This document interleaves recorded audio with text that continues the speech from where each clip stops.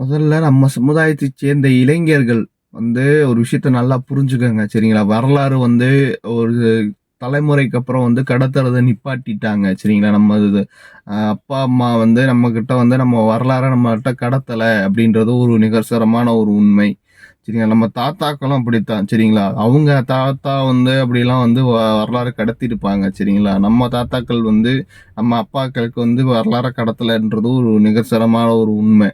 சரிங்களா? அதுக்காக அந்த ஒரு காரணத்தினால வந்து இப்போ புதுசா வந்து மத்த சமுதாயங்கள் வந்து நாங்க செட்டியாரு அப்படின்னு சொல்லிட்டு வர்றாங்க. சரிங்களா? அவங்களுக்கு வந்து அந்த செட்டியாருன்றதுக்கான எந்த ஒரு ஆதாரமும் கிடையாது. சரிங்களா? ஒரு கல்வெட்டு கூட கிடையாது.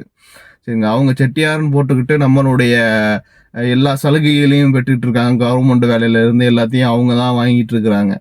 சரிங்களா? இந்த மாரி ஒரு சூழ்நிலை வந்து தமிழ்நாட்டுல இருக்குது. சரிங்களா? நம்மளோட வரலாற அவங்க எடுத்து பேசுறாங்க. என்னமோ நம்ம தாத்தா பேரு, நம்ம பாட்டன் பேரெல்லாம் ஒரு கோயில்ல இருக்கும்.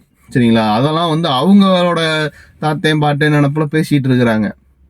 சரிங்களா? இந்த மாரி விஷயங்கள்லாம் நடக்குது. சரிங்களா? சுதந்திர போராட்ட வீரர்களுக்கே அப்படிதான் நடக்குது. சிங்கம் செட்டியார வந்து இன்ன வரைக்கும் ஆ நம்ம வந்து அவர் வந்து தமிழ்க்குடி செட்டியார்ல வந்து பிறந்த வாணிய செட்டியார்.